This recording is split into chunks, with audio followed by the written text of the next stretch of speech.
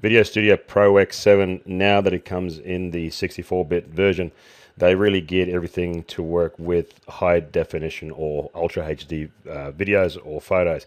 So what they've done in the graphics tab, let's go to the graphics tab, they've given you two new categories, background and color patterns. Now let's just go back to the background first. So background here. So as you can see, they give you some nice photos in the library to begin with, but I can always add my own to it.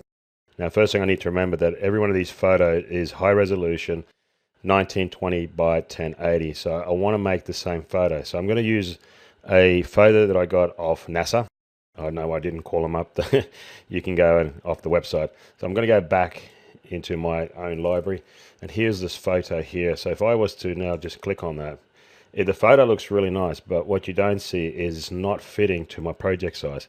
My project size is 1920 by 1080, and I'll show you something. I'll go settings, preferences, and I'm going to change the background. So as you can see now, I have letterboxing, and this is not what I need, or this is not what I want.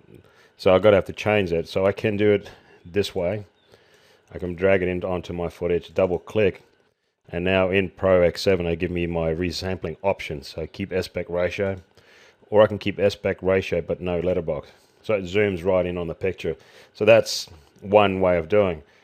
But I wish to use this photo maybe for background or other projects. So I'm going to use Paint Shop Pro to adjust this photo so that I can then import it into my library, my background library, and be a permanent feature of the background library. So let's do that. Let's go to Paint Shop Pro, and here we are. So you can see I've already imported my picture, and if I look at the bottom right hand corner, I can see the actual size of this picture.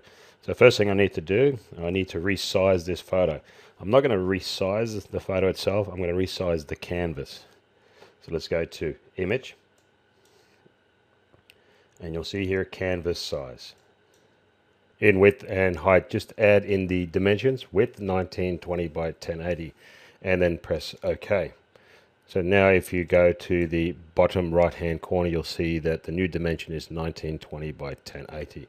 Now before I save this, I'm going to do one more thing. I'm going to use the enhanced photo feature, one step photo fix. And as you can see, it really brought out the blues and popped out the yellows, and I really like that feature. It instantly enhances my photo. All we need to do now is save it and then bring it back into Video Studio. So go to File, Export, JPEG Optimizer.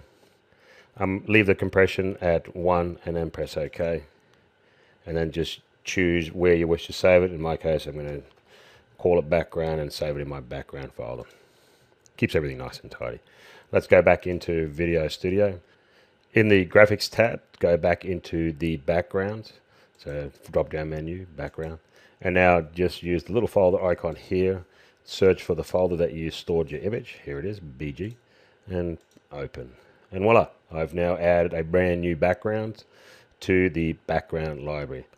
Now you've seen how easy it was to do in background and Paint Shop Pro and Corel Video, how easy they work together. So if you wish to add a color pattern, you would do the exact same procedure, only then create a color pattern within Paint Shop Pro.